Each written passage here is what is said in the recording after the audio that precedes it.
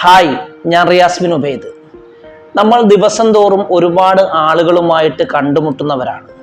ഇങ്ങനെ കണ്ടുമുട്ടുന്ന ആളുകളുടെ നടത്തം, അവരുടെ കൈ, അവരുടെ കാല്, അവരുടെ കണ്ണ്, ഇതൊക്കെ നോക്കിയിട്ട് ആ ആളുകളെക്കുറിച്ച് കൃത്യമായിട്ടുള്ള ഒരു വിലയിരുത്തൽ നമുക്ക് നടത്താൻ സാധിക്കും.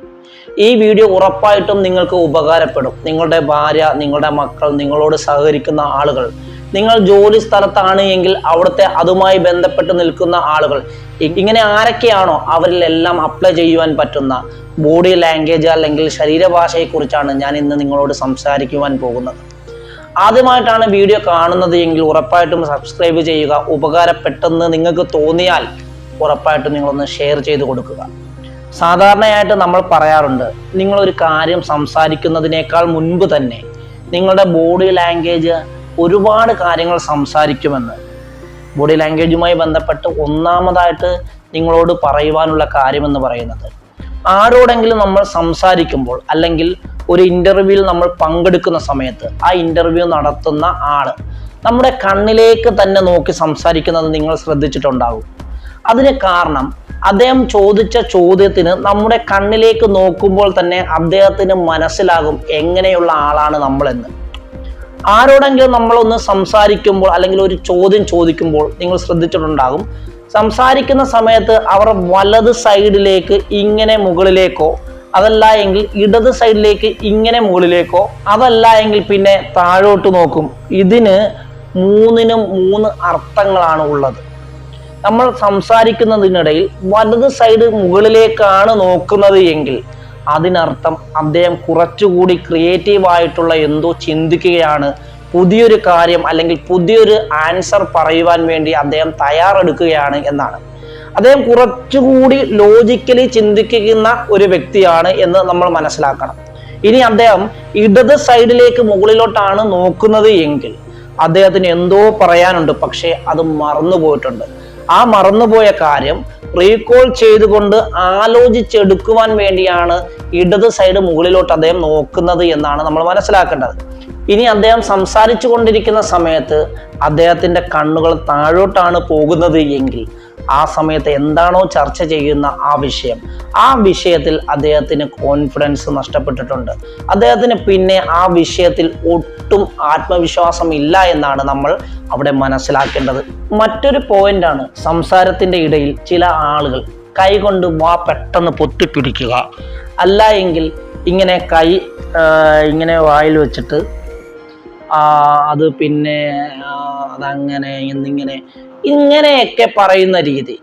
ഇങ്ങനെ ചെയ്യുമ്പോൾ മനസ്സിലാക്കേണ്ടത് അദ്ദേഹം പറയുന്ന കാര്യം കളവാകാൻ സാധ്യതയുണ്ട് എന്നാണ്.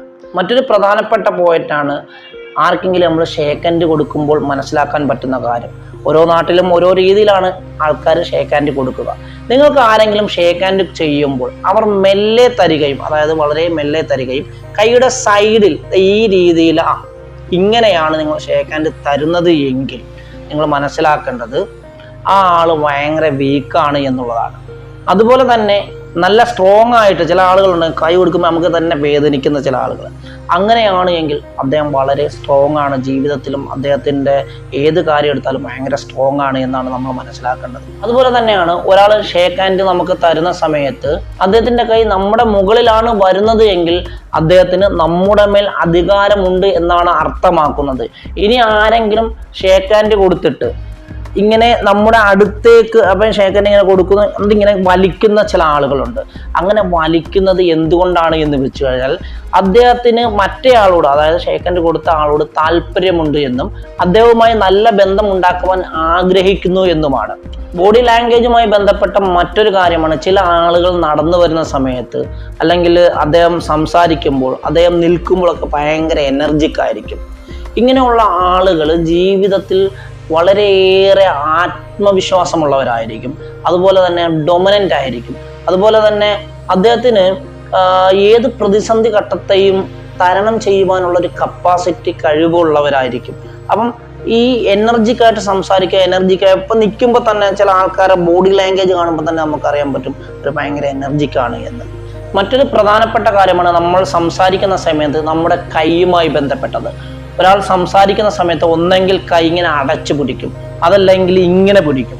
അതല്ല എങ്കിൽ ഇങ്ങനെ ഓപ്പൺ ആയിട്ട് തുറന്നു പിടിക്കും. ഇങ്ങനെ തുറന്നു പിടിക്കുന്ന ആളുകളെ മറ്റുള്ള ആളുകൾ ഇഷ്ടപ്പെടുന്നു എന്നുള്ളതാണ്.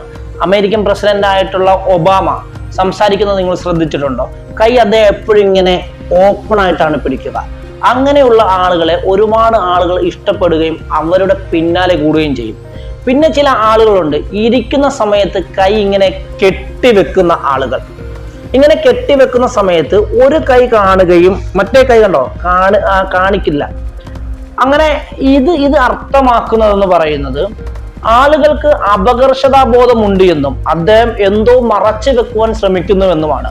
അതുപോലെ തന്നെ അദ്ദേഹത്തിന് ഇൻസെക്യൂരിറ്റി ഫീലിങ്സ്, ഞാൻ സുരക്ഷിതമല്ല എന്നുള്ള ഒരു ചിന്ത ഉണ്ടാകാൻ സാധ്യതയുണ്ട്. ഇനി മറ്റു ചില ആളുകളുണ്ട്, പുറകിൽ കൈ കെട്ടി വെക്കുന്നവർ. പുറകിൽ തന്നെ ഇങ്ങനെ കെട്ടുന്നവരുണ്ട്, ഇങ്ങനെ കെട്ടുന്നവരുണ്ട്. ഇങ്ങനെയുള്ള ആളുകൾ സത്യം പറയുവാൻ മടിയുള്ളവരും കളവ് പറയുവാൻ സാധ്യത കൂടുതലുള്ള ആളുകളുമാണ്. മുന്നിൽ കൈ വെക്കാതെ പുറകിൽ വെക്കുന്നവരോ അതുമല്ല എങ്കിൽ രണ്ട് പോക്കറ്റിലും ഇങ്ങനെ കൈ ഒളിപ്പിച്ച് വെക്കുന്നവരോ കളവ് പറയാൻ സാധ്യത കൂടുതൽ ഉള്ളവരാണ് എന്ന് നമ്മൾ മനസ്സിലാക്കണം.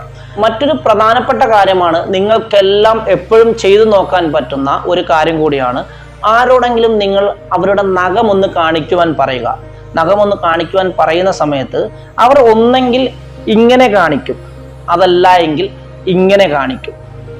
ഇവിടെ ഞാനിപ്പോൾ ഇത് പറയുമ്പോൾ തന്നെ നിങ്ങളടുത്ത് പറയുമ്പോൾ നിങ്ങൾ എങ്ങനെ കാണിക്കുന്നതെന്ന് നിങ്ങളൊന്ന് ചിന്തിച്ചാൽ നോക്കിയാൽ മതി. പക്ഷേ ഇനി ഇങ്ങനെ കാണിക്കുന്ന ആളുകൾ ഓപ്പൺ മൈൻഡ് ഉള്ളവരായിരിക്കും. അവരെ നിങ്ങൾക്ക് വിശ്വസിക്കാം, അവരെ നിങ്ങൾക്ക് സ്നേഹിക്കാം. എന്നാൽ ഇങ്ങനെ കാണിക്കുന്ന ആളുകളാണെങ്കിൽ അവർ ഇടുങ്ങിയ ചിന്താഗതിക്കാരായിരിക്കും. അവർക്ക് നിങ്ങളോട് വലിയ താല്പര്യമൊന്നും കാണണമെന്നില്ല. മറ്റൊന്ന് നമ്മുടെ കണ്ണുമായി ബന്ധപ്പെട്ട കാര്യമാണ്. ഒരാൾക്ക് നല്ല രീതിയിൽ സന്തോഷമുണ്ട് എന്ന് പറയുന്ന സമയത്ത് അദ്ദേഹത്തിൻ്റെ കണ്ണിലേക്ക് നിങ്ങൾ കൃത്യമായിട്ട് നോക്കിക്കഴിഞ്ഞാൽ നിങ്ങൾക്ക് കാണാൻ പറ്റും അദ്ദേഹത്തിൻ്റെ കൃഷ്ണമണി ഇങ്ങനെ വികസിച്ച് വരുന്നതായിട്ട്.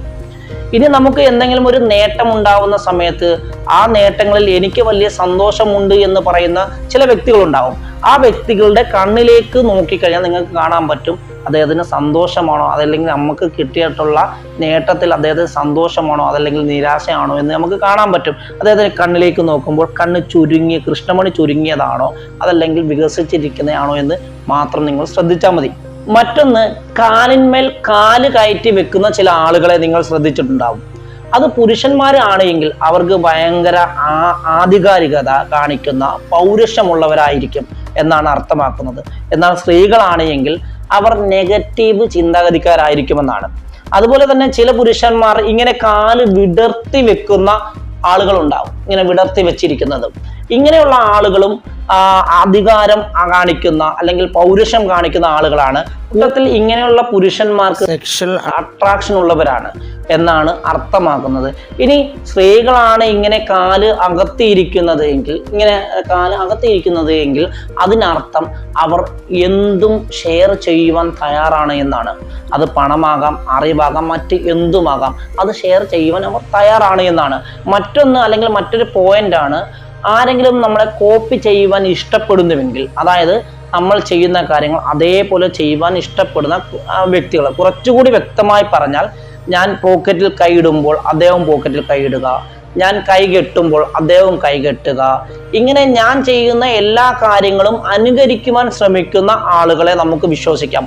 അദ്ദേഹം നമ്മളെ സ്നേഹിക്കുന്നു, അദ്ദേഹം നമ്മളെ ബഹുമാനിക്കുന്നു, നമ്മളെപ്പോലെ ആകുവാൻ അദ്ദേഹം ശ്രമിക്കുന്നു എന്നാണ് ഇതുകൊണ്ട് അർത്ഥമാക്കുന്നത്. ബോഡി ലാംഗ്വേജുമായി ബന്ധപ്പെട്ട് മറ്റൊരു വീഡിയോ ചെയ്യുന്നുണ്ട്. ഇപ്പോൾ ഞാൻ പറഞ്ഞിട്ടുള്ള മുഴുവൻ കാര്യങ്ങളും സൈക്കോളജി അപ്രോച്ചാണ്. ഇത് 100% ശരിയാകണമെന്നില്ല, പക്ഷെ 80% ശരി തന്നെയാണ്. ഇത് നിങ്ങൾക്ക് ഉറപ്പായിട്ടും ഉപകാരപ്രദമാണ് എന്ന് തോന്നിക്കഴിഞ്ഞാൽ ഉറപ്പായിട്ടും നിങ്ങൾക്ക് ഷെയർ ചെയ്ത് കൊടുക്കുക. മറ്റൊരു വീഡിയോയിൽ കാണുന്നതുവരെ എല്ലാവർക്കും ഗുഡ് ബൈ.